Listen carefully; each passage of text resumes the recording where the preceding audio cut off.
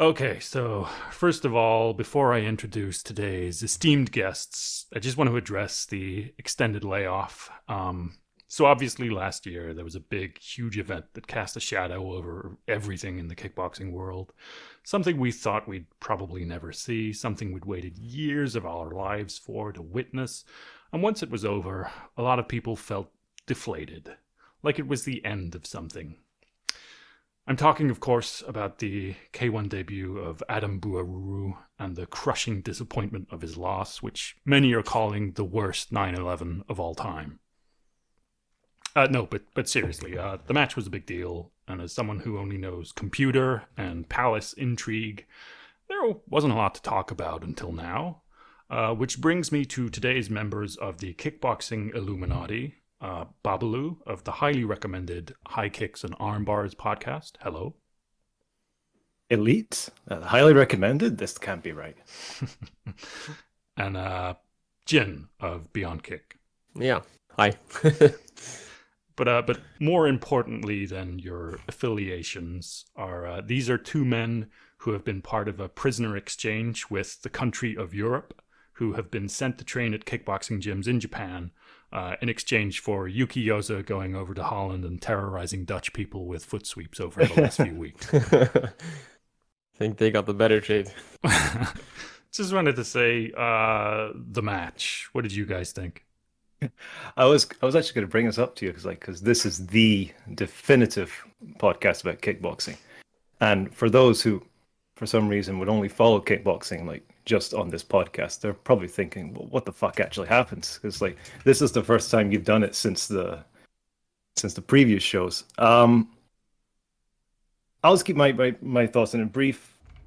The VTR was enough for me. I thought once the VTR was finished, I thought, perfect, it's done. The match could be meh.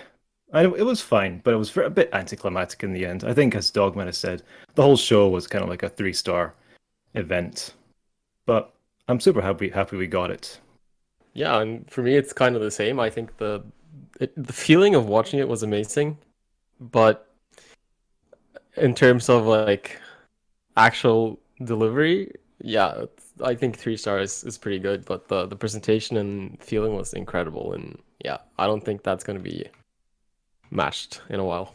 I don't think I've actually gone back and re-watched like the full fight, but I have gone back and watched the VTR numerous times. Yeah, like it's better as spectacle than it is as sports entertainment. It was, it was great to see, and then when it was over, it was like, well, what's next? Yeah, and this was we'll kind of go into where like March, but yeah, it really did feel like the end, and Rise and K1, it really haven't, how should I say, it's really felt like they're kind of like, oh shit, what have we got now? Yeah. So, I mean, the obvious thing that happened was Tenshin retired. Takeru looked like he was going to retire and sort of, I mean, he hasn't come back yet, but is clearly up to something. But then everybody kind of left K1. Like even elderly senior citizens like Keto have made the calculation that they are better off at 57 years old being somewhere else. It's been unusual. Big Bang paying the big bucks. Yeah, I suspect not, but there's stuff going on the outside, on the periphery, and lots of business stuff. But it seems to me, and I know that Babalu, you've said in the past that you feel like you prefer the in-ring product from Rise and specifically the matchmaking, but that K1 maybe has a roster that you preferred. But it seems to me like, these companies made a big windfall from the match, and you don't see the fruits of that in the K1 shows, I guess, until now. But, if you look at a numbered Rise show, the ones that take place in small arenas, they are infinitely better than the Crush cards at the moment. Oh, like completely. Yeah, it is a struggle, to say the least, to watch Crush. And I say that we got 2 decent ones upcoming, but the last one that was the super lightweight opening Ooh. round was less said the better. But yeah, I kind of go a point you mentioned there that K1 and Rise haven't really bearing the fruits of like the super spectacular event that was the match. The shows that I've attended since then certainly indicate to me that a lot of fans are just like, well, it's Tenshin and Takuru aren't there, so I'll just wait out until another big ace comes along. Yeah, like it feels like it's the interest has been driven by personalities, and as soon as those personalities go, so do the fan base that they carried with them. And I haven't done any like Absolutely. particular analysis of this, but I feel like viewer numbers have been depressed since. I guess that brings us to why we're here. Both companies have been announcing their big shows for March. Some were keeping quiet, but there was this persistent rumor that particularly Masashi Kumura and Masahiko Suzuki were going to be fighting. And it didn't make a lot of sense. The thing with these rumors is a lot of the time it starts because somebody posts something on social media and then everybody likes the idea of it. So they continually repost and repost and repost, and they can take on a life of their own. However, this turned out to be true. And we found out slightly earlier than some other people. And the circumstances are quite unusual. So instead of being a gigantic event which sucks the air out of everything, they're doing a limited co-promotion with 3 sort of exchange bouts. So it's K1 versus Rise, but it's only going to take up a small percentage of both of their big shows. And some interesting bouts on there. Yeah, I just wonder. So we heard about some of them like through the rumors, but I wonder how many fights that were like potential fights that weren't actually like seen through in terms of actually being put on. So Yeah. this has been in the works since December, I believe. Yeah, so Ito said that they started talking in October, but the matchups that have been Oh, revealed wow. so far, they all seem to have been finalized in December, like finalized as in having promotional graphics uploaded to the Rise website.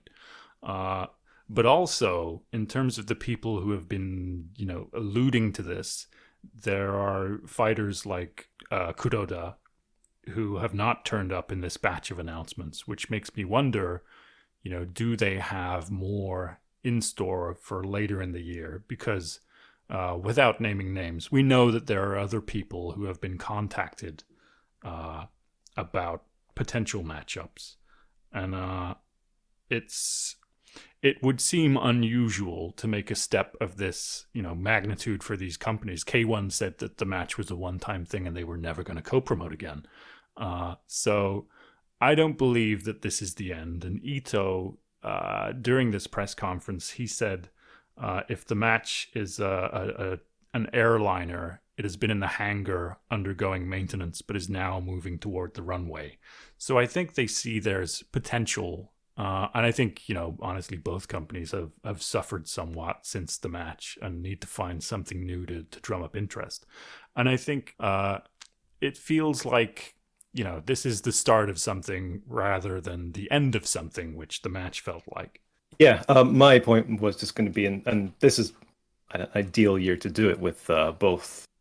Well, Rise is celebrating their 20th anniversary, and it's 30 years of K1. It's not 30 years of this current incarnation, but it's a monumental year. So I like the idea of this, and I like the idea of it taking place on these individual shows.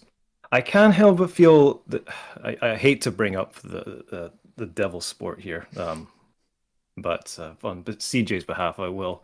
But I know there was a lot of comparisons after when the match happened with Dynamite 2009 with Dream and Sengoku. Do you use? Well, maybe Jin might not be aware, but Dogman, do you remember what happened the year after? I'm going to assume the year after would be 2010, which I think is when FEG completely shit itself and died, or was that It slightly did after? well before that, and before Sengoku completely shit itself and died. They hosted their own. It wasn't well. It was like the day before, like the 2 days before New Year's Eve, their own year-end show, and they had three extra Dream slash Sengoku bouts. And then with a few months, Sengoku was dead, and Dream was very much on death's door as well. So, uh, Well, I mean, Sengoku's thing was that the source of their funding was Don Quixote, and once they were Don out, Quixote, yes. they were done, right? And Oh, and like just being, I can't remember the exact story, but it was like they gave like a really bizarre like press release after like what was the magazine? What the magazines that were back in the day that was like really in deep in Dream's pocket. I have no idea. Okay, maybe cut that bit out. But yeah, I think they were basically Sengoku were really bad at like public relations and whatnot, and I think Don Quixote like were pretty much just like, nah, we're not going to take part in any of this any longer. I mean, it's a weird sponsor anyway, Donkey and fighting. I don't see it, but I mean, I mean, it's they covered they sponsored like I think yeah, Shuto and Pancras. I think they sponsored for years. Not and I don't think anymore now, but yeah, for like at least a decade or so. I mean they do sell anything, so why not also try and sell fights? Well, also, I think, global economic conditions kind of turned in 2008, 2009. And I guess we're seeing Mm. something similar now. So I wonder, K1 has had essentially nothing on the sponsorship side.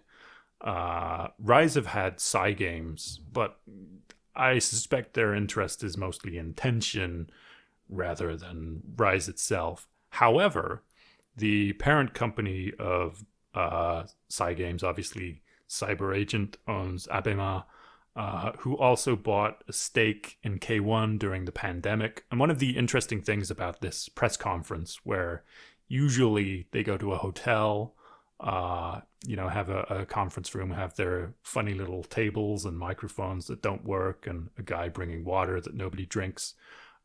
This time it was in a TV production base owned by Cyber Agent. They seem to be pushing this, shall we say, more than the promoters, maybe. It looked very nice, very like really. It stood out just compared to any other like press conference that I can recall. Yeah, same here. I mean, it actually looked like a proper press conference for something they actually wanted people to see. Yeah, like where did they do it? You remember the Miyata era where Takeru hit that foot sweep on Kaito Ozawa? Oh, I don't know where that was, but yeah, they used. I know the place you're talking about. Yeah, I had the like the TVs behind them. Yeah, yeah, very slick. Yeah, very sci-fi. I liked it.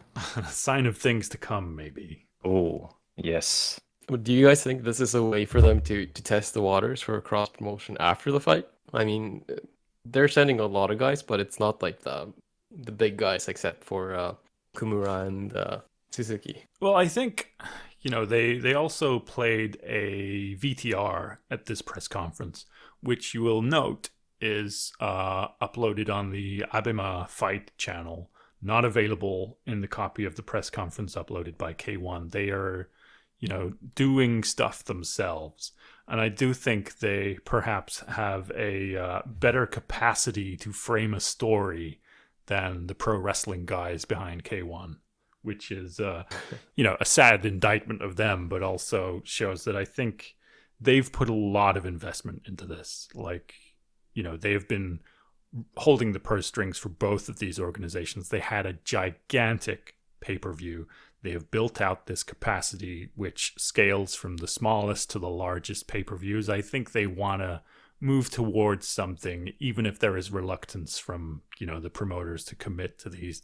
Like, if you do it yearly, the interest is just going to disappear very quickly. If you find a way to create a storyline, and you'll note that, Suzuki, Kumura, Kaneko, they're in this kind of weird win-loss love triangle with themselves and Shiro. So, Yeah, I think they're pushing towards a future, but what that shapes out to be, who knows at this point. But they've got some people seemingly in reserve, and I do think the way they're handling this at the moment gives one the opportunity to like show these cross promotional bouts, but two, do it without.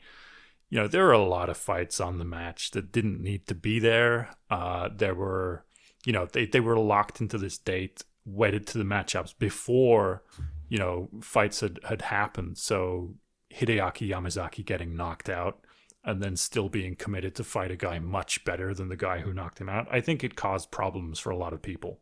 I guess for me, um, I I can hope that the next big thing would lead to like a one night tournament featuring both organizations. But maybe that's just wishful thinking. I don't know. But I think that could be the next step. I mean, it sounds like a good idea, but I also feel like the structure of the K1 one night tournaments is fundamentally different to the structure of the way Rise have been doing things. I know, I know. And I do feel like, back in the tail end of the Max days, they stopped doing 8-man one night tournaments because at a high enough level, it becomes too physically taxing. And I think, without naming names such as Adam Buaruru, the 8-man fields that K1 presents, they usually have a few people brought in to lose. Yeah. But if you put the two together, But yeah, no, the point being that obviously Rise does it differently. They do it over the course of a year, which, yeah, it is what it is. So you're right. But one can only hope. I mean, it would be nice, but kind of like Dogman says, I don't really see how either organization would do it because essentially you'd want the best guys, right? And then you just end up emptying a division for a show that's not really just your own. Well, I mean, we'll see what shakes out, but I could see them doing a 4-man, but I think an 8-man is too much, and I think there would be pushback from Rise unless it was 4 of the opening fights take place on one card and then another, and then sort of staggered over a period of time, and then a cross promotion for the finale. I don't know, but there's a lot of potential here. And hopefully they don't strangle it out. It felt like, after I'm a skeptic of how much the results of these things actually play into internal business decisions. But certainly the narrative after the match was, well, K1 got shown up. And I think that affects them in some way, even if it's not really an internal business way. I gotta think, and I don't know how like the ticket sales are going for KFest 6, but I gotta think like the whole like exodus of talents probably is even more damning than last year. Maybe it's a combination of both, but like they lost a lot of people. They lost a lot of people in December. November, December, I should say. Yeah, I mean, it's not just that they lost a lot of people, but they lost essentially all of the people who fit the mold that they had been shaping for so many years. All of the draws, yeah. All of the people that, will bring in eyeballs. And not just, not just the people like big on YouTube, but the people that they relied on for these regional shows that they do, where they go to, Osaka or wherever. It's they're all gone. I think the kind of concerning fact is that everyone just felt comfortable leaving without really having a plan. Like, essentially meaning that staying a free agent and not really knowing what you're going to do is better than staying in K1 at the moment with the way the contracts are going. Yeah, I mean, I think the biggest illustration of why this should be a concern to anyone who watches this stuff is, so Ryu Hanaoka is one of the best fighters in the world at his weight. He took one loss. And, to bounce back from that, he has entered into a tournament in, another promotion, the grand prize for which, and this is 5-round fights with elbows. The grand prize is about $7,500. Jesus. Yeah, it's bad times out there. And you said in the past, I don't know what it is now, but you've said in the past, Rise is $30,000. Yeah, so Shiro's, back when they did the 53 and I think 55 kg tournaments, the winner got about $20,000 to $30,000, and then the runner-up got something like 5,000. It was not good. I mean, I know they get ticket sales, they have a base purse on top of that, but it's not a huge prize for I mean, especially for Shiro, who I think he broke both of his hands in the process. It's not good. I did some research on the pay as well, and then, I mean, to nobody's surprise, nobody's really making anything other than the top guys who are now not even fighting anymore. So Yeah, like everybody walks out looking like a human billboard. And the reason is because essentially most of these people will not accept one-match sponsors. They sign up a sponsorship for a year and they want a recurring monthly payment for 12 months, regardless of whether they fight or not. And so even if that is a relatively small payment, it is consistent. It means that, if you're lucky, you don't have to go get a job. The economics of this have always been bad since the end of FEG, because FEG used to pay what people are making to win a tournament to, just random foreigners to lose at late notice. Well, when they paid. Yes, well, this is the fundamental tension there is the Tanikawa magic there. Yeah, the special Tanagawa accounting system perhaps failed a few people to the tune of several $1 million, but we're past this. He's not involved with fight sports anymore. He didn't promote a show at the end of last year. With a couple of talents that worked under him during the FEG days. Yeah, I'm super happy that's not a thing. Yeah, so I mean, presumably he has made good with Melvin, because otherwise I doubt he would be alive. But there's some shady characters in the background of all of these promotions, it seems. Oh, for sure. Shall we talk about some specific matchups? For sure, let's do it. So the big one, obviously, is Kumura versus Suzuki. I think they've matched up a few people that they see in the same sort of corresponding situation. So Suzuki just took a loss to Shiro. Kumura took a loss to Kompech. But they're still incredibly highly talented people in their weight class. And this is really the kick nerd matchup here. It's the kind of thing that you would want to see, and it's kind of surprising that, one, that they're doing this, but two, that they are doing it without an anchor, like a selling point. They're doing this on a K-Festa show, which really didn't need this fight, which has everybody on it already, but I'm very glad that it is there. I'm so surprised it's on the K-Festa show, but I think we'll get to maybe more of that later. So just basic thoughts from both of you. Oh, I love it. I'm a big Suzuki fan, and even then, it's still a very hard one to pick. I would probably tend, just based off last year's performances, I would tend to go with Suzuki, just by the fact he's a madman, and just the sheer volume alone, I think, might give Kimura problems. But I don't know. What about you, Jin? yeah, it's a great one. I mean, both guys are super experienced, still pretty young, and both seem really healthy. So yeah, I feel like it's a bit of a toss-up, but I also think Suzuki, just based off the recent performances, but wouldn't be surprised if Kumura can actually just catch him coming in and at least drop him. Like, someone's got to go down at least a couple of times in this one. I definitely can see that, because I think it has to be like, you have to be like the best of the best to deal with Suzuki's speed and just the sheer amount of offense that he throws at you. But there are like the fights. I'm looking for the fight he got. The Soma Tomeda fight, where he got like dropped in like the first like few seconds and whatnot, and then I think they both exchanged knockdowns in that one rounder, if I'm not mistaken. Yeah, and even after that, I think his most recent fight before fighting Shiro again, he took it down, which, if memory serves, was not really a down, but no, it wasn't a down. Had to fight his way back into that, and he's exceptionally good at doing that. So much volume, so much pressure. But I loved the Uyama fight. It was just Sorry, I just love the Oyama fight. It was just absolute thrill. It's great, and his ability to do that and his willingness to face anything to do that is one, incredible to watch, and two, it could get him into trouble against Kumura. But I also think, as much as I have said that I think Kumura is the best in the world, and on his, when he's at his best, I think he is. But Compet showed that even the kind of people that have defensive lapses that Kumura usually eats up, with the right kind of pressure applied well, they can get him off his game, get him, not jabbing his way in.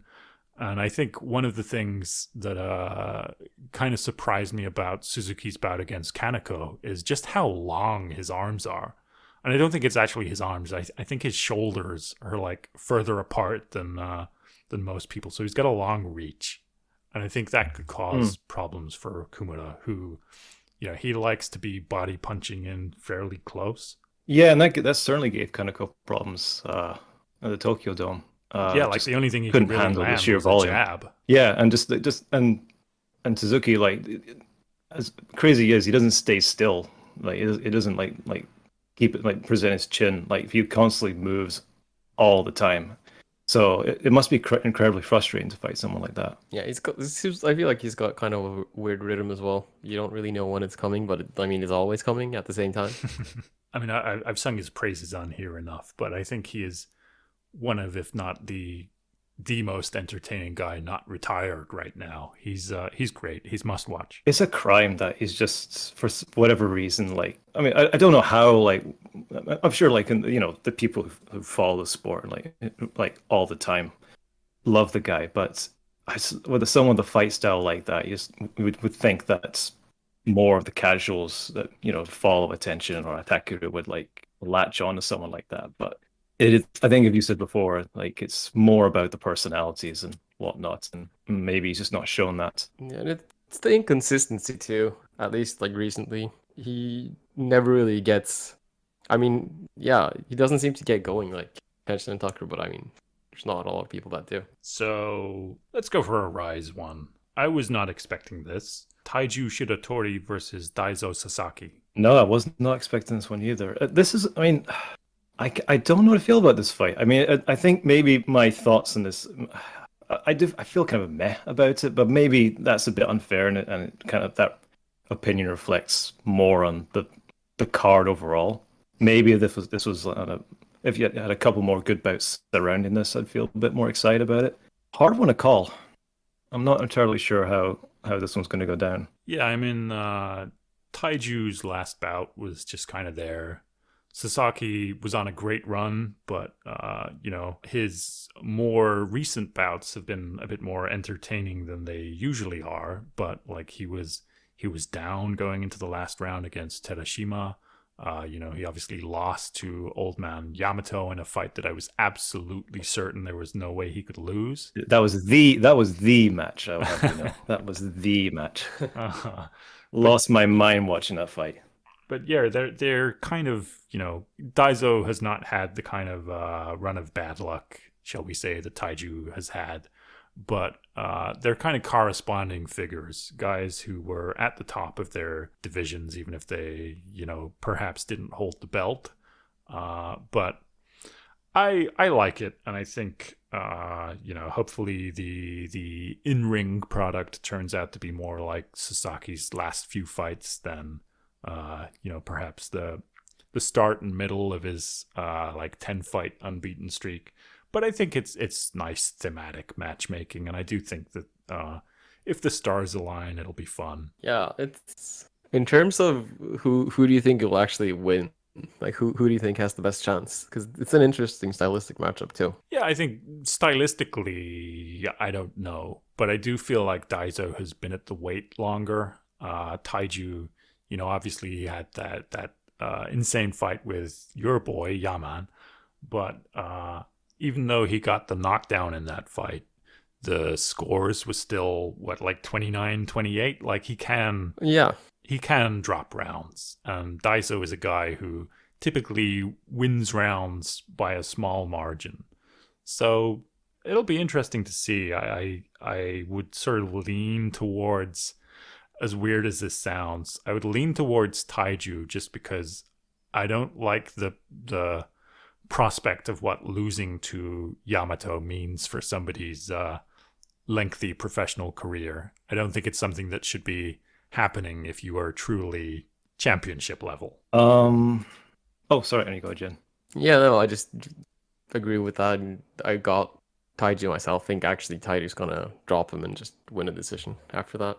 Actually, yeah, I was going to say that. I don't know about dropping Daiso, but I can see Taiju winning by this decision. So I guess that brings us to the other, I would say, big one is Toma versus Haruto Yasumoto, which is again, Oh boy.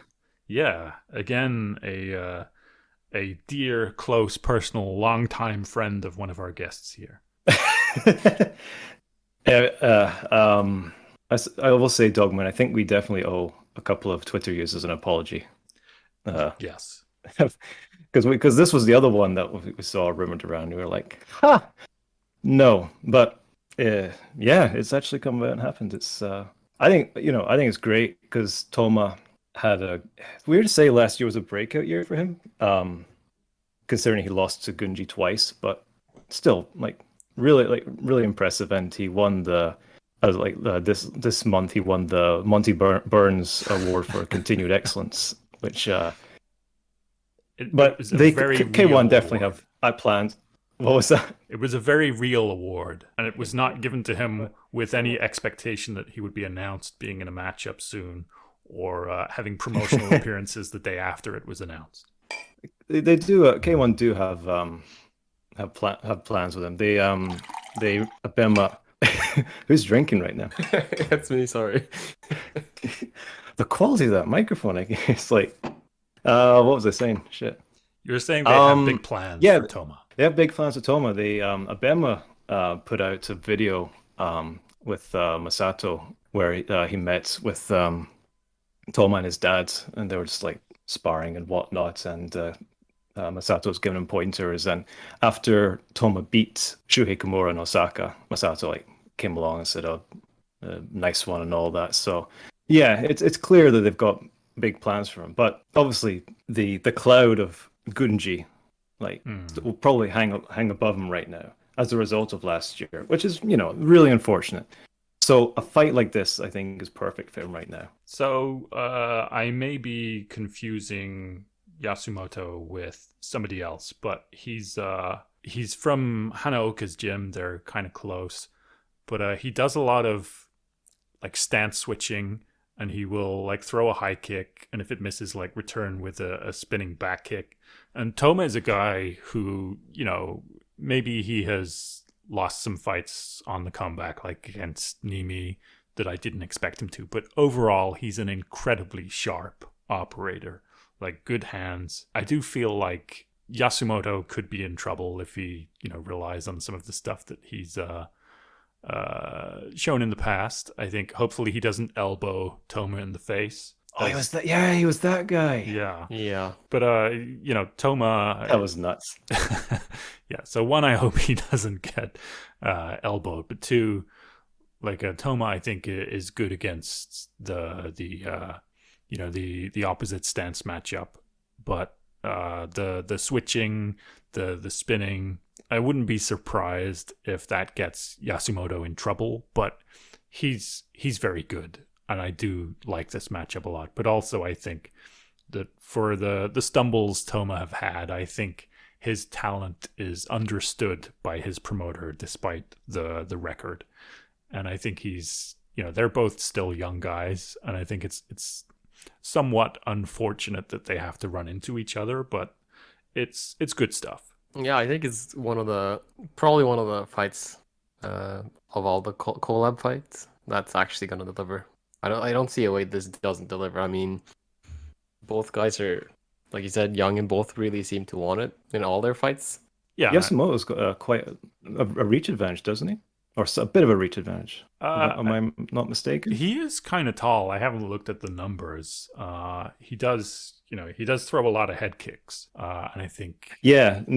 The who did he beat? And Yamakawa. Yeah, the Yamakawa was the one that I first noticed him with the head kick knockout, and then I don't remember much about the rise. He was in shootboxing fights over in December. I don't remember too much about that, but no, it seems like a very exciting fight. Obviously, I'm very biased to who I want to win, but it'll be entertaining nonetheless. Yeah, and And again, I think for the future of the sport, Toma winning is definitely like the good outcome in terms of that. The right answer, Jin. But yeah, I also feel like it's kind of a surprise that this one was also on K Festa. Like this and Kumura Suzuki, they felt like, I mean, the rest of the card hasn't been announced yet. Maybe there are gigantic fights to go and they don't need the support, but like everybody is already on K Festa. It doesn't feel like they needed these two fights, but I'm very glad that they are on it. It's like the best. It's maybe the best K Festa cards ever. Oh, for me, Maybe, not a doubt. yeah. Maybe it even surpasses the first one on paper.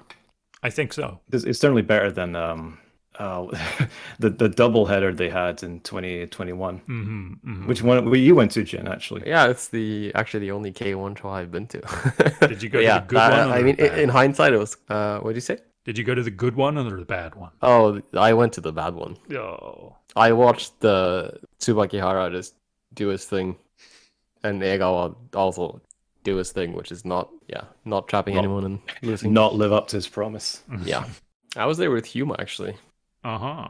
So do you think we'll see any of your guys on this card? Like, obviously, Yaman has a bit of a shelf life now. Yeah, I mean, I think if he was going to be on it, he would already be announced. I think he's focusing a lot on his stuff right now, and he's also saying he's planning to fight at 66 kilos. So don't really see a 65 kilo fight for him for these cards. I mean, there are some fun ones that they could make, but I don't see them making it. Didn't he have surgery recently, Jen? Yeah, he did, but I'm not sure what. I haven't actually asked, but he seems to be fine. I mean, he's hitting pads, sparring, so Okay. probably something minor.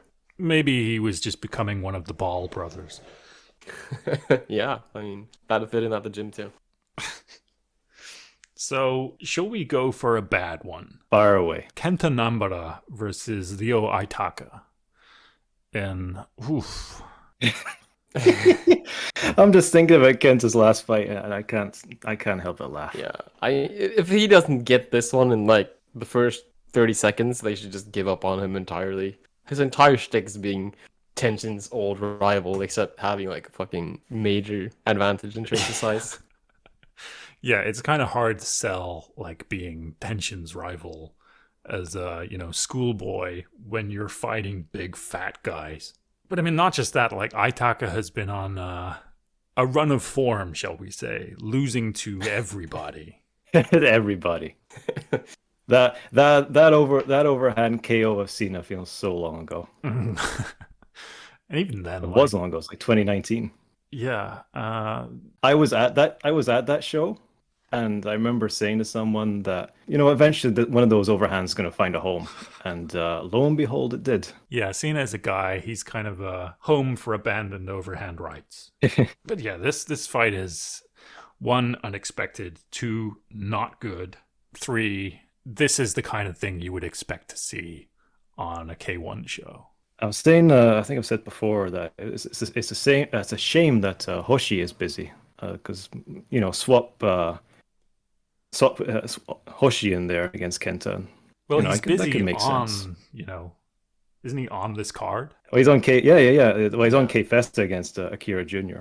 Yeah, I feel like, even though he's very young in his career, still a bit stiff, I feel like having seen Kenta Nambara's last couple of fights, I suspect somebody close to him knows that it's not a good idea. Hey, Yeah. I feel anything can happen after the Sakamoto fight.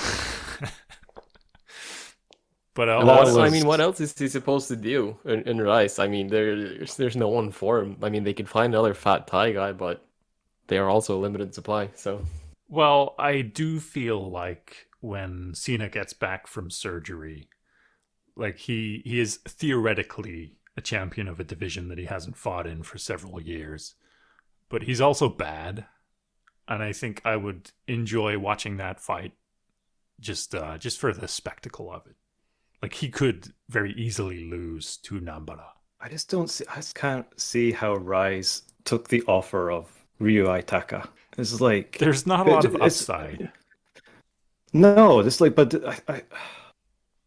this might be a this might be a bad take, but I actually kind of feel that when you look at both sets of both series of matches, the ones for K Festa like elevate the show. A great show without them, but fuck Suzuki Kimura, that is an insane fight. But then when you look at the ones for El Dorado, I almost felt it kind of takes away from the show in a way because it's like, well, this is Rise have just been left with crumbs essentially. Yeah, I feel like the only guy they got who is, providing entertainment value is Nimi, and I do expect him to lose against Manguchi. Mm. But I yeah, bloody love Nimi, but yeah, he's gonna lose probably by Yeah, decision as always. Aitaka is, one, not a huge get, but two, there's no value in him either losing or winning to your guy. Like he's not rehabbing the image of Nambara, whatever happens. Which does make me This is very think curious. that there must be something going on as well later in the year. I I don't think. think K1 are just being careful as well with the guys they're sending. I don't think they want to commit as much as Rice do. I think that's probably fair. But also, they've kind of been in a position where everybody is on K Festa. So who was left? Like Leona, but Leona's injured, having surgery probably. Which leaves essentially Crush people. Yeah, it is a weird mix of, let's say we're just like where people are at in their careers. Because I mean, like Monguchi is the Rise champ, but then you have Gunji in K1, right? And it makes sense in terms of title, but it doesn't make sense in terms of where they are in their respective careers to match them up. But I think also, on this El Dorado show, they're committing now to these Rise world titles, which will be, of a different genealogy to the Rise titles, which will be like the domestic title, which, I think is going to have a difficult gestation. Like the start of it is going to be a bit awkward, but I do think, it's going to help them be able to delineate better, hopefully, between who is the top dog. I mean, they did this with Tension, but then I think they did it at like a weird weight where it was like in between weight classes or something, and then it was never defended. But I hope that they, commit to this because they do have quite a bit of depth in their rosters. They do have an ability to invite people from overseas, even if they're kind of doing the K1 thing and finding a random ISKA guy. But getting ahead of ourselves. Let's talk Nimi, Manguchi, and then the last remaining bout. Yeah, I love Nimi, but he's losing a close decision here, I feel. Yeah, like Manguchi's a bit of a madman. His last fight was fantastic. Like got dropped and then did not. Was it dropped or was it shoot point? I think it might have been the shoot point. It might have been the shoot point, yeah. Yeah, I didn't mention it. Came back and finished the fight, and it was very good, very entertaining.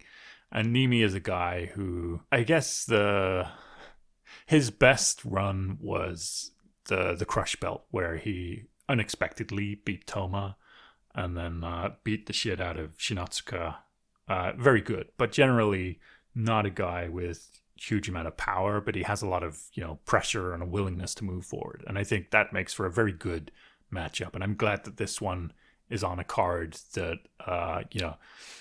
I'm glad that we get this on the Rise card and not K-Festa. K-Festa didn't need it. Yeah, I think like you said with Nimi, his style it kind of doesn't favor him well against Monguchi, but it's going to be a banger for sure. Yeah, and I think the one thing that needs to be brought up here is Nimi has said in the past that he had to stop bleaching his hair because when he went to pick up his kid from school, like he looked weird with the other parents. And now he's back to bleached hair. He's a man with nothing to lose.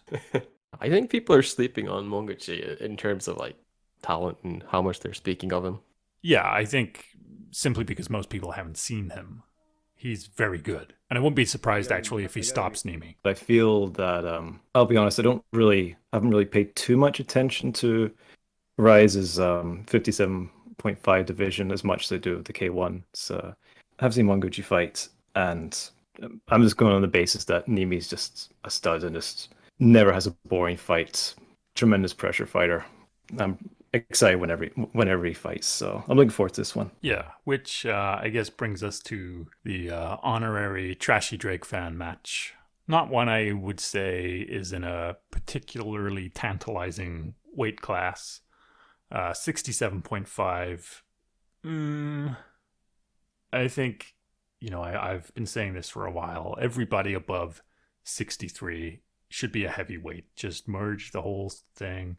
He's, Ali, I think he's a good fighter, but he's also very young, showed against Noity that he just doesn't have the experience yet to be fighting the top level guys, but also the difference between the top and the middle at this weight class is so small. You have no opportunity for growth. So he captured a crush title against Ricky Matsuoka, but went to a decision, didn't absolutely destroy him. It was fairly close. And, he's fighting a guy who I've seen fight, but I had to remind myself who he was. Even with Nanbara Aitaka, I think this is the one that is going to get the least talk in the run-up to it. It will definitely not be the worst fight, but it will, inspire the least passion. It's very weird now that Ali might, by default, be the face of K1's 67.5 division, just because Rukia's gone. Noiri's flirting with super welterweight, 70 kilograms. That's a horrible thought, with all things considered. Well, and that's nothing against Ali himself, because he's a young, talented fighter, and I enjoy watching him fight. Just everything around that's like, good grief, we're gonna get another welterweight Grand Prix with Alan Soares, get the other Kaito, another chance. Well, I'm all for it. To illustrate this point, until recently when they redesigned their belts to not have the name tag on them, the 67.5 kg crush belt exchanged hands like 2 or 3 times and still had Kimura's name on it. Wonderful. Keep it on there. Man's a legend. He's the only one who deserves it at the moment. So. But so I guess now that we've gone over the cross-promotional bouts, the thing that I have to say is K-Festa is too big. There are too many fights. There's 24 bouts, and if you were given a choice of trimming it down to 10 or 12, it would not lose anything. It's still one short of I think the last Osaka show holds the record at 25 fights, but I think that's the most fights they've had on the cards. I might be wrong. Yeah, it's absurd. It's just absurd, this method of doing business, but that's how things works. I used to assume that it was because the way Abema's rankings worked. So, they have this weird cumulative viewer system. And this is kind of a thing in the tech space where, a realistic metric, like how many people are watching concurrently at once, doesn't show the growth that you want to show in a slide deck to your investors however many months down the line. So they have this weird cumulative viewer thing. And they have since stopped showing the numbers in the rankings. The rankings page doesn't exist anymore. And so I kind of felt like, well, if this is not the way that K1, has a 12-hour-long broadcast slot to show that they got 1 trillion people cumulatively watching because it was the same 13 people from overseas trying to find a VPN that worked right for them. But now that they don't need to do that, I guess the reason they continue doing it is simply because they have a gigantic roster and they only have, 6 K1 shows a year, 12 Crush shows a year. And increasingly, they're sending their guys out to other promotions. So I guess this is just going to be the way it goes for a while. And I would hope that they can trim down perhaps on random foreigners who are not good, and focus more on building up guys who are good and invest in them a bit and maybe pay them a bit more. I don't know, wishful thinking. I mean, they literally need to trim some fat with the heavyweights at this point. Oh, yeah. You could take the Akira Jr. fight and Hoshi fight and put it on the next Crush show. And there's a couple of fights on here which take him off this show.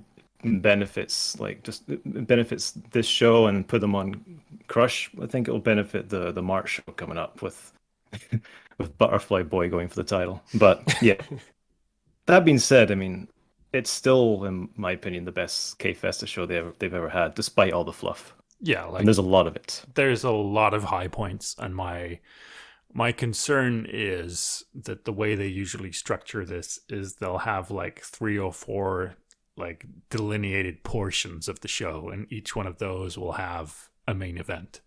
And so there might be, a lot of high points to the card, but they might be spaced out over a very long period of time. Uafufu co-main coming up. No, you're right though, because I remember they have done that in previous shows. They would I think they'd have like the title matches like right before an intermission, one or two of them, and then you would have oh shit, I don't know who they would have. They would have I don't know, Hayato Suzuki or Kaito Ozawa fighting at, like the first fight after the intermission. So yeah, it's just how they do it. Yeah, I think even, Rise's big blowout shows with a lot of guys, they top out at like 15, 16 bouts. And I do think it's a more sane way of doing business, but equally, they're not paying any of these people anything, so why not?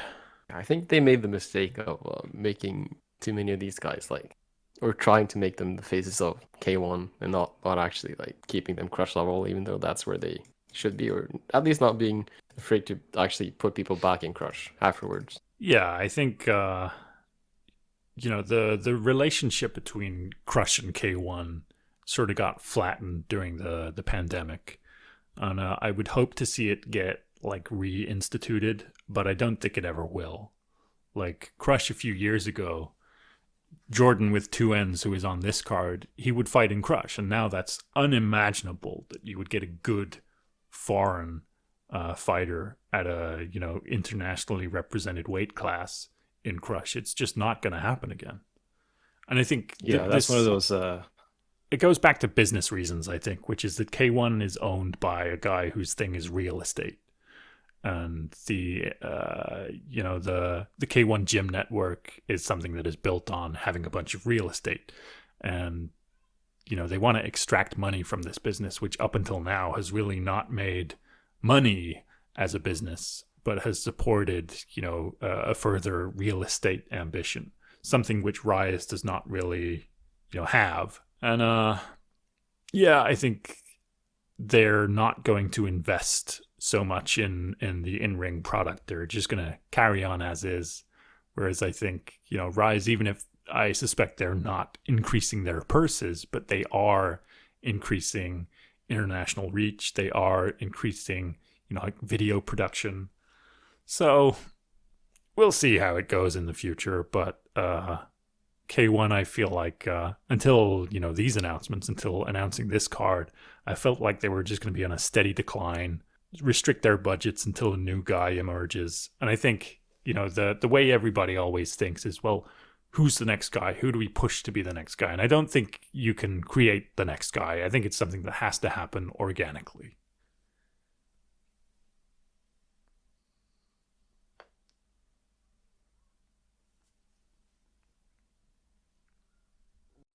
Yeah, I think that's pretty right. I mean, they tried with Abiral, I guess, a little bit. And he's still on the K1 cards, but he's just rotating, getting knocked out, and knocking people out. So we'll see how it goes. Well, they managed to coax Jom Tong over there. And I think even though he's past his best, even though he's heavier than perhaps even he wants to be, fantastic to see him here. Yeah, I'm looking forward to the YG fight. That's just that should be pretty ace. Yeah, it's one of the better ones that are like not a title fight. Oh, it is a title fight. Is it? Is it? Oh Yes. yeah, it is. They actually did it. I would have been mad if that wasn't for the title. Yeah, it's interesting the mix of which ones are and are not for a title. And the delineation I've in never K1 been- is just, well, if this guy wins, we don't want him. Like, he's not our guy. I've never been so 100% against the non-title bouts. Like, if done properly, if the champion loses, then yes, the guy gets the next shot. But it's Japan. It never works as like it's never as smooth operating as that. It's like they always find a way to fuck it up. And maybe just I don't know if this works as a segue for one of the fights coming up, but with Taiyo and Yuki Yoza, like that, just kind of unfortunate how that's just kind of played out over the course of last year. Would have just loved an immediate rematch with those two, but I'm super happy we're getting it now. Yeah, I think, like you said, it kind of messed up the title aspect of it, but I think it's in terms of actual like fight quality. I think it's better for the actual like time and experience to go between and actually have the guy be able to actually practice and not just like fight the same fight one more time. Yeah, I think, my position on this is not going to be unexpected, but that, in Rise, the delineation between a non-title bout and a title bout is that you have 2 extra championship rounds. And I have no problem with, a non-title bout like Suzuki and Shiro just had, 3 rounds. The title's not on the line. You lose that fight, you don't lose the championship. That's fine. But when the round structure is exactly the same and it's not in a tournament or something, why does this exist? But anyway, you brought up an excellent tantalizing fight, which we all wish was 5 rounds. Yes, well, unless Yoza stops him, which he's looking infinitely better than he was in the first bout, just in terms of his performances since and in training. I am not convinced that we are going to get the customary built-in 4th round in this fight. I think Yoza wins pretty handily at this point. Yeah, no, I can see that. I mean, maybe there's a blueprint to beating Yoza that Shinohara gave, like the first round of their fights. But I can't see Taiyo with like such a long gap away from this, like competing, being able to deliver on that. I could be wrong. I think the thing with Taiyo for me is like, in between fights, he doesn't really seem to improve a lot. Seems like he comes back and he just fights the same way he does with Asahisa Karare, but who knows? Maybe the actual loss and with the title on the line, it's going to be different. Well, I think, he's in a small pool in Fukuoka. There's a limited, amount of people that he can train with. They do, Babalu will attest to this. They do bring over guys from Kyoto every now and then. They do have like crossover camps, but unless Sammo Hung's son has been showing him some new stuff, I think his opportunities to develop while training under his dad in a gym on an island where there's a limited pool of people compared to Yoza, who he's in Holland right now. He's had several fights. He's improving every time. I'm dumb. It could be that as soon as Asahisa's in the ring, obviously he does things in the ring that the people Yoza has been fighting do not. But yeah, I'm very comfortable in this pick right now. I haven't followed much of like Taiyo's like builds this fight. Has he made any attempt like to like go to like a boxing coach or anything like that? Because it just feels like, as was like from the last fights, like Taiyo has to do something drastically different to win this. But even then, I would probably with Yoza train under like Noiri, like, or going to Mike's gym and whatnot. It's like it almost feels like in a way he might almost have surpassed Asahisa as a better kickboxer, possibly. Yeah, I think so. I mean, for Asahisa too. I mean, what can he do? The guy's already training as many hours as he can every day. Like he just can't train anymore because he's already doing it. And he's obviously not going to change gyms or train with anyone. So, yeah, like you said, probably going to see the same guy as last time. So we've been going for a while now. Shall we talk about any other matchups, or shall we talk about the future and then wrap things up? Oh, there's a lot of stuff, and especially there is. That's the problem. K-Festa. Yeah. Jin, is there anything on any of the shows that you particularly like? I'm trying to figure anything. I mean, like a particular one. Like, this is just a personal one. Kazuma Taiga, I think it's a fight that's kind of funny. I mean, it makes sense, and it's probably going to be good. So, I don't think it's worth talking about. I think there's something around it that is worth talking about, which is the emergence of the Jack Wannon Fighter of the Year, Lee Chan-hyung. Kazuma was in one of those 5-rounders with him, dropped him early, but I really hope we get to see Rise's 60 kg champion against somebody, he says he's probably moving up, but somebody from K1. I think he's a guy who I didn't like before the pandemic. I didn't really pay attention to, but seems to have come into his own as a physical presence who employs an unusual game plan, and I really enjoy his fights. I was, obviously sad for your guy, Huma, not able to get it done over 6 rounds, but great showing for a young fighter against somebody who is, much more experienced, but also somebody who I think should be featured, should be pushed a bit more. An unusual hangover of FEG's attempt to get into Korea several years ago. Yeah, and I think the fight just elevated both guys, and they should capitalize on Lee for that now. Yeah, so do you think we see Huma on the Eldorado card, or do you think he's... Because it was pretty punishing for both guys. It seems like a pretty quick turnaround. I told you guys he had a fight lined up that fell apart for it, but I don't think he's going to be on this one. I think he's just going to wait for a better opportunity and probably going to wait to see out who the winner of Taiga and Customize. I don't think he's interested in fighting the loser, so hopefully that opens up Lee to fight some K1 guy, and then title eliminator between the winner of Taiga and Kazuma and Huma. Sorry, can you imagine if Taiga wins that? I'm all for it. Yeah. I am all for Human Taiga. So yeah, I asked Huma too about this. I mean, Huma said if he hits Taiga, he's just gonna disappear from this universe. So. Or into sands. No, for sure. No, yeah, Huma Lee was absolutely insane. If anyone's not watched it, I just highly recommend it. Just by 6 incredible rounds, it just emphasizes how we need more 5-rounders. None of this 3-round shit. No, I was just scrolling through, and there's only things I can talk about ironically, or things that are really good, but would probably take too much time. Okay, before you get to the ironic stuff, I guess I am curious about the Gunji View title fight. Obviously, 'cause I'm curious, like, for Toma's future, and I'm not sure who I particularly want to win that one, because I imagine if Gunji loses, that possibly leads a quicker road for Toma to get a title fight. But I don't really know much about Gunji's opponent, but I know when I looked at Beyond Kick when the fight was announced that it wasn't the usual it's just a random Thai guy they've just brought in to lose. It's like, oh no, this is like a competch level guy, kind of level guy. This is someone that Gunji should have a good fight with. Yeah, it seems they, I think all of their Thai bookings more or less go through Juan Passer at Wirasak Rec Gym.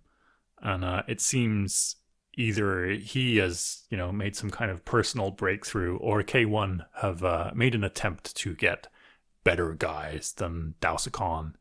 And, I think the quality of their bookings from Thailand has improved dramatically. And I think there is a good chance that, we see another Thai champion at a lower weight class that isn't Phaya Hong. I'll throw some love to the Yamato Kenta Hayashi title fight. I think it's going to be great fun, but I think it's also a bit of an embarrassment for either of these guys to be their champion in 2023. This is the weird thing about Super Lightweight in K1, because it features like 3 of my favorite guys, and yet it's a pretty awful division. Yamato, I don't know if this qualifies as like the meme level fight or his run. I don't know, but it's certainly been an experience watching his title run since beating Yamazaki, which was absurd in itself, and then like turning it around against Daiso and Yokohama. It'll stop becoming funny when Inagaki like wins the Crush Super Lightweight belt, and they eventually they might have to fight. I don't know, but I'm not sure about this one. I thought Kenta looked all right against Fukashi, but that was someone he beat like a year prior and probably maybe looked just a little bit better. So I mean, the fact that Hayashi got stopped by my guy Suzuki is a bad omen. Like, his chin is cracked. However, he does still hit incredibly hard. Yamato is just not a very sturdy guy anymore. So I kind of half expect Hayashi to just wipe him out accidentally in the middle of a combo. But I hope not. I would like to see Yamato get, one more win, and then maybe, they bring in somebody who's a realistic top level guy, and they have a champion that feels less of a leftover. Like, it's a great story, but it cannot continue. No, it like I said, it will not be funny if they end up booking Yamato versus Inagaki or something like that. Which yeah, that tournament, that super lightweight tournament crushes is. I can very much see Inagaki running away with that. So, and and if they were put him against really any of the guys, the top guys at super lightweight K1, I could see Inagaki like winning again, beating them all. So, I was going to ask you, Doug, about what your thoughts about the Noiri fight are. I think Askarov is obviously pretty old at this point, but also he is a bit of a bulldog. So one, I'm kind of surprised to see him drop an extra kilogram. But two, my eternal vision of the man is his fight with Petrosian in 2009. He got his ass beat, just unrelentingly, leg kicks, knees to the body constantly, just getting hit with the left straight all the time. But he did not stop coming forward. Like, you would find it hard to find 3 uninterrupted seconds where he's not on the front foot. And I think Noiri, one is, not a very physically strong guy for the weight, even at 67.5, still not a very physically strong guy. I've been watching him for over a decade now, and he suffers against people who are physically stronger than him. Like, his thing is leaning forearm to forearm. Askarov is not going to do that. I do think, he's old, he's a bit past it, but he still poses a physical problem, if not a technical problem, for Noiri. So it'll be interesting to see, one, if he can not get entangled into a sort of messy, pushy, physical fight, but also, to whether he can, Askarov's not very tall. I could see him getting hit with a knee, taking it down. But also I could see Noiri just being physically frustrated for 3 rounds and winning, the kind of decision he doesn't like to win. I don't think his future is or should be at 70 kg. I think he's going to do it because he kind of has to at this point. Like, he wants to fight world level competition. And I don't think it's a bad start at that.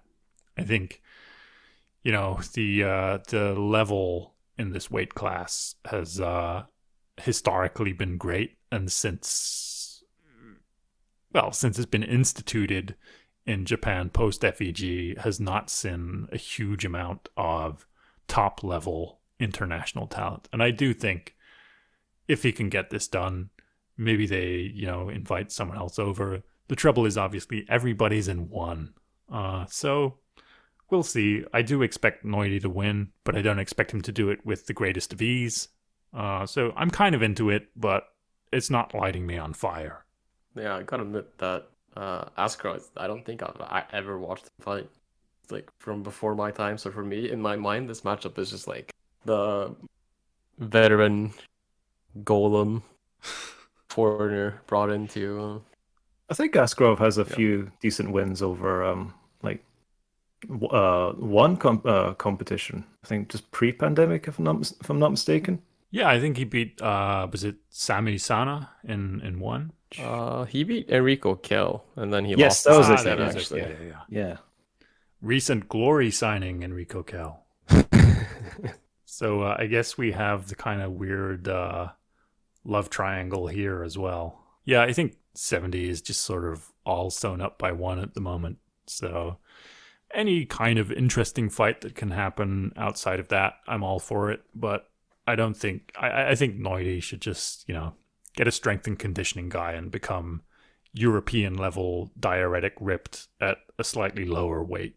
Or fight Kaito again. I'll go with the latter. Yeah, the latter. I think that's one that's actually likely to happen too. So, what do we think this Rise card is going to shape out like? They've clearly got a lot left to announce. They've got, well, depending when you're releasing this, I think they're going to announce stuff this coming week. I mean, it is theoretically, right, their big show of the year. and what they've announced It so far doesn't feel doesn't like feel it. like it. Yeah.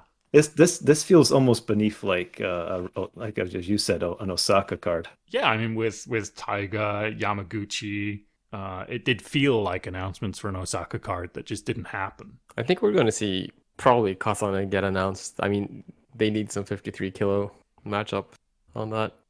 I know he fought yesterday, but I wouldn't be surprised to see Kaito fighting again.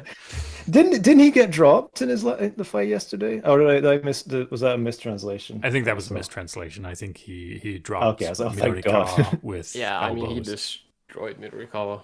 The cuts were Okay. insane. I saw the cuts. Yeah, I saw the cut. If I saw him beyond kicks, I think I was like Kaito dropped in like second round. I was like, what? Yeah. I mean, even if I'm it glad did that happen, didn't I would happen. disbelieve it. I can actually see Kaito pulling one more favor. Keep bringing him back in. Yeah, I would hope he just picks a promoter to keep happy and not 3 promoters to keep happy. Yeah, because the No Kick No Life show was like he was I think He was a late replacement. he was like a yeah. replacement. Yeah, he's like literally is a favor. We're not even making it up. Yeah, he's pulling favors for everyone. But yeah, the Rise card is about half full at the moment. The 2 headliners that they have, Kento versus ISKA Guy, Shiro versus Dieselek. The Shiro bout I'm kind of into. I haven't watched Dieselek much, but he seemed pretty good when I saw him a couple of years ago. Jeremy Montero, I looked up his record. He won an ISKA belt in one rule set, and then exactly 1 month later challenged for an ISKA interim belt under another rule set and lost. So it's the ISKA, dance.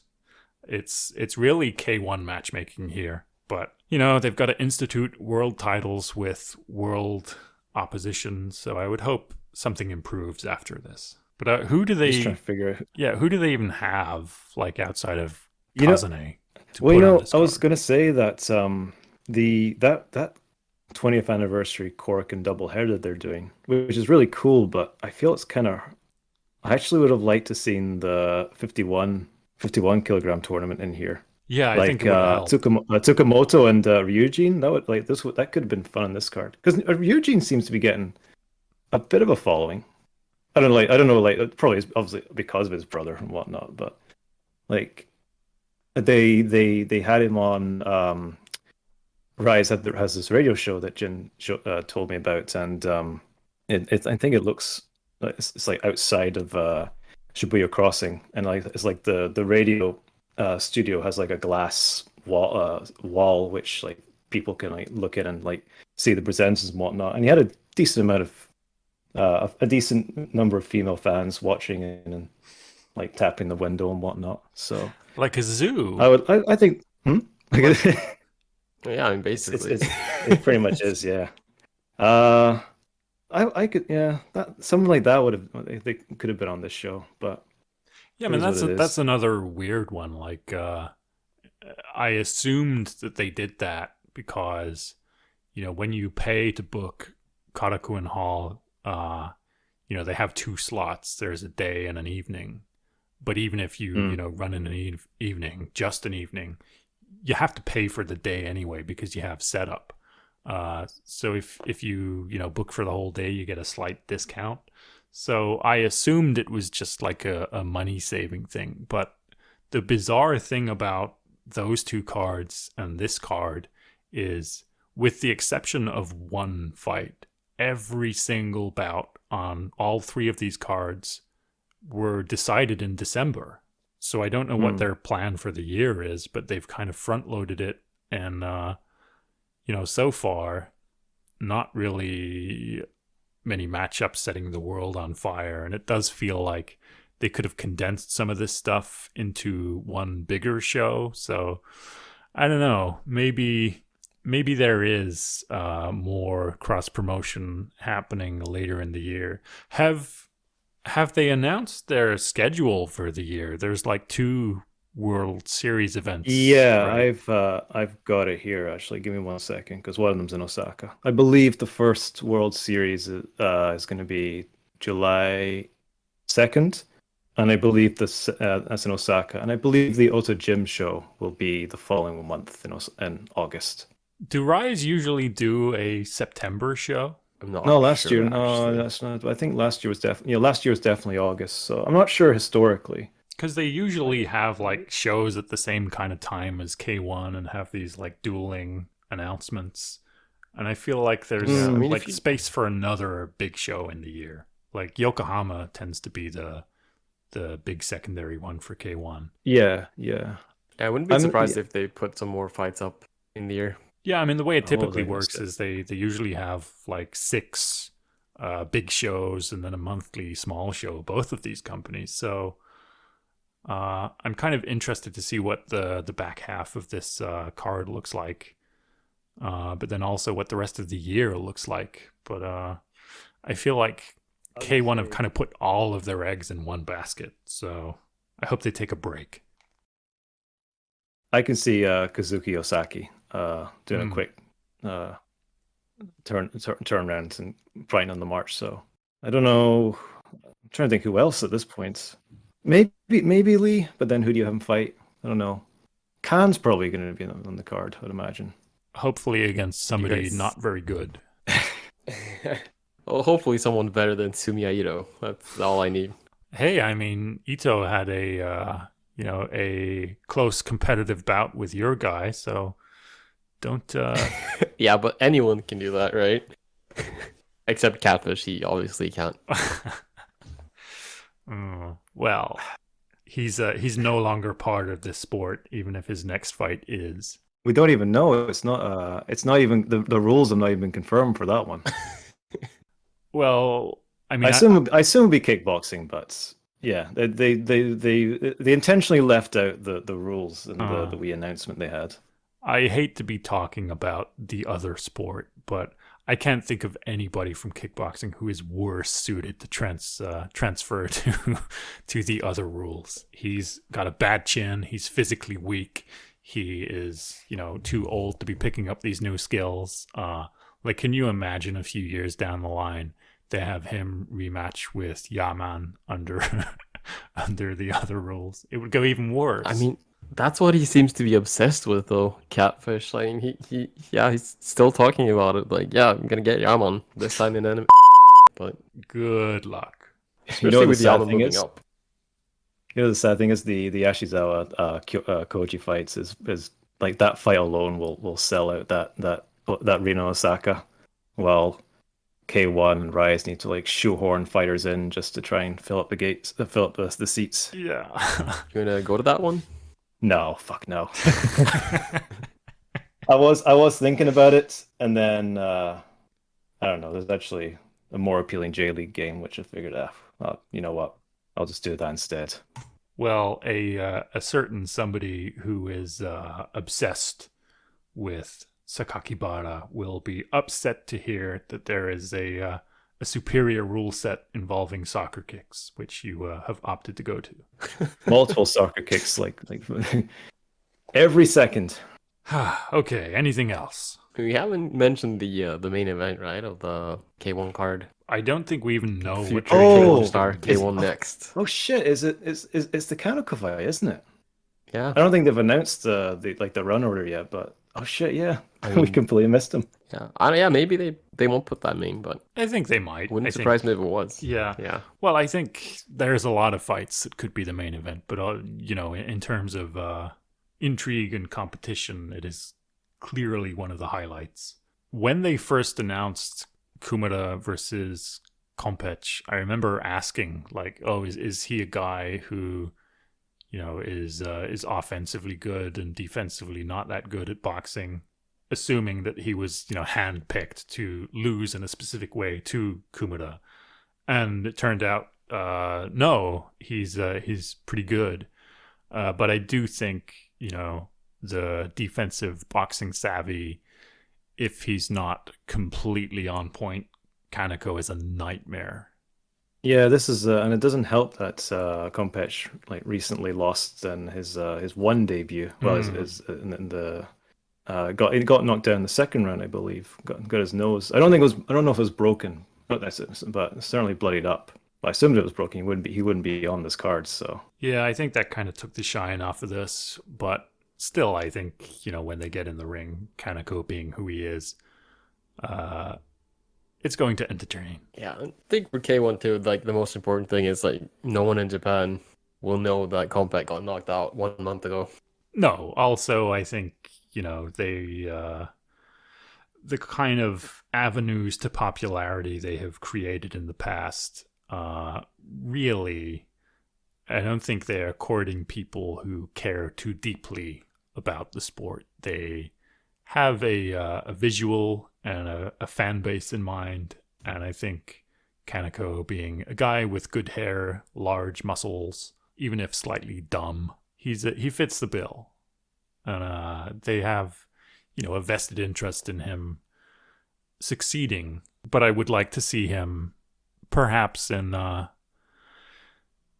think the Suzuki bout doesn't need to be run back, but there's guys I would like to see him fight from Rise, even if because has he fought at 56 before in like sort of short notice bouts? Because if him and Manguchi could meet in the middle, I would be into that.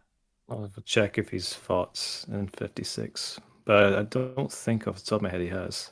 Yeah, but I mean he's a big guy in terms of muscle, so I wouldn't be surprised if that's something he could do. Do you guys think we're going to see some rematches from the match card eventually?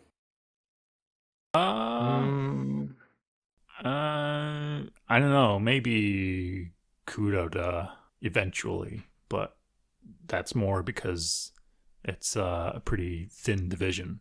I don't know, man. I'm looking forward to the Cena Yamashita rematch myself, but I'm just looking at the match card. Would we want to see Khan Leona again? Because I'm just on the hope that it actually is good this time. Probably not. Nah, I don't think Leona has long enough time left for him to waste time on that kind of stuff anymore. He's in his 30s. Yeah. He's having surgery that's going to take him out for most of, if not all of this year. He's been fighting bouts that he shouldn't have. Okubo Ryujin in a few years maybe. But then again, but I don't know if Okubo is going to stay at. Oh wait, no, sorry, wait, that's 53. Oh well, no, okay, maybe. I don't even know that I guess Okubo is just going to depends on stay weight. in kickboxing. Oh, he's going to just do the Abema trashy date show thing full time. Well, I mean, his dad was a pro boxer who, didn't achieve great success, but I think understands that there has to be a life after fighting. I think Jin was saying like he's been giving some kind of weird cagey answers in interviews, and he's going to college, which, for a good few years has not been the move for people who are young and, holding titles already. So I think maybe he sees that there is a future for him that doesn't involve completely draining himself to become a human skeleton. Good. Get him out of here. This is Big D's time. I would like to see Dinah up against Tsukamoto or Ryuji Nasukawa. I think that could be really fun in the future if they continue this little collaboration. Yeah, I mean 51.5 too it's a pretty good one for getting some early rivalries going between K1 and Rice that they could just keep milking for a decade. Was it Yujin that said Okubo's possibly like moving up as well?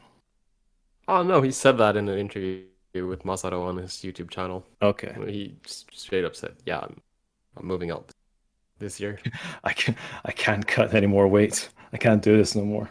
Well, I mean, aside from the fact that he physically looks, horrendous doing Awful.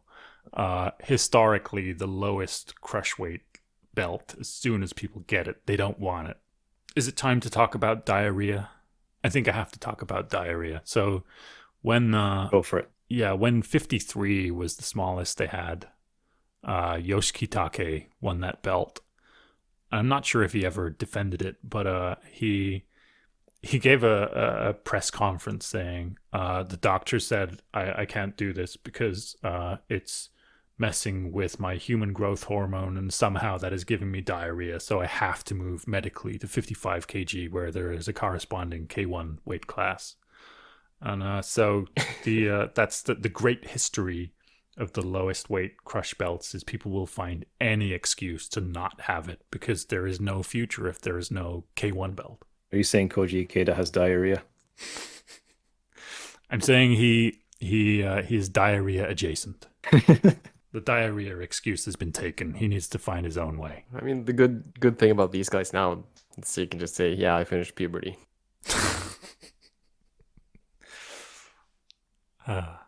Okay, anything else, or shall we wrap up? Maybe I can't believe you haven't brought up Buafufu at all. That could be the last topic. A fitting end to this podcast. Yeah, Ended with the best fighter ever. Buafufu, I've been monitoring the situation to see if and when he adds another phantom win to his record. Doesn't seem to have done so. But I don't think he's good. And I think Egawa, even if he, also lost to Chain Guy, he just needs to land one. He just needs to be in the right frame of mind to say, oh, I'm fighting a guy that kind of sucks and win. But without giving too much away, I think he has been careful in who he wants to fight at this weight class. Mm. No, it makes sense. Yeah, it's his win last year, his KO win in Osaka, and his tearful promo at the end was pretty cool to see. I mean, gosh, like he lost his dog recently, didn't he? I'm not sure. I think it was his dog's mom or dad. Okay, so it's going to be more tears will be shed, assuming he beats Buafufu. Man, Ega was watching him win that tournament in Yokohama to capturing the belt, and just thinking, sky is the limit for this guy. Just steamrolled the entire competition, and then that fucking Tsubaki Hara just ruined everything. And I don't think that 60 is. He doesn't look physically as good as he used to. Like, he was 0% body fat. He was he weighed more than Leona does, fighting at 57.5, and at 60 he just looks softer. Yeah, I think it affects him, his fighting style. You could see against Shanghai too. I mean, he wasn't physically imposing at all. He was just kind of there, trying to push him around. But yeah. That all being said, I can see him beating Buafufu. Yeah. I don't think there's any question. But fair play to K1 for bringing Buafufu back. I don't know. He's certainly a character. Giving him a second chance. I mean, he's only lost once, right? So must have been a fluke. Yeah, it was like I don't know what it says about Chain Guy that it was a 30-29 decision, but Well, Buafufu only lost because of a calf injury in the first round. Oh, is that what he said? Yeah. And so, I remember you saying that he made up. He was saying in the press conference. So he kept bringing it up, or something like that. The only reason he lost was because he got injured in the first round, and very funny. But okay, I think he will get injured in the first round in a different way.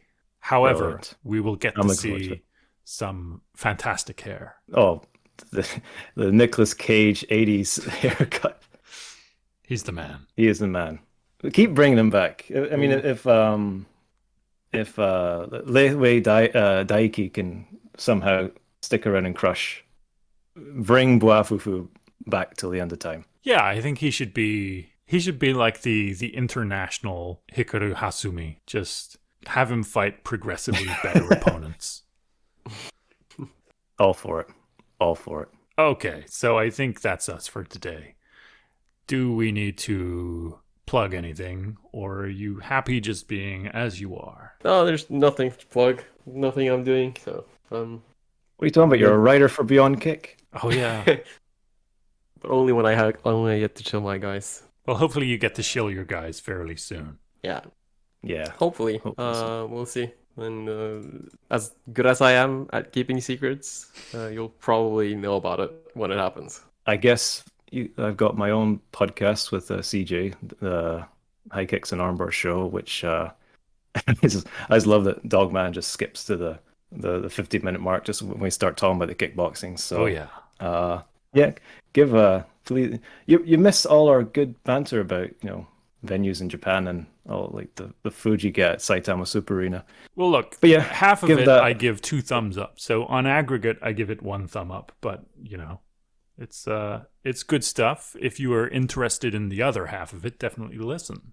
Yes, give it a listen. And yeah, I also visit Beyond Kick, the new wonderful website, and the Discord. It's all great. Congrats to Jin, Yod, and the rest of the team for putting it all together. And yeah, that's about it. Do you have an episode coming up soon? Possibly, I don't know. I'm going to be very busy in the next few months, but we might get one through and talk about Ashizawa and Koji in depth if it needs to be done. Yeah, maybe next month. We'll see. Okay, so for everybody out there who has missed completely unprepared nonsense about completely opaque business stuff which nobody actually cares about, you can listen to the counterpart where somebody will talk about the things that are going on, what that means, and unfortunately those things are going to be Koji versus Ryusei Ashizawa. So you have a cornucopia of options in front of you, and I hope that this has made your 15 hours of commuting a week much more bearable. Goodbye.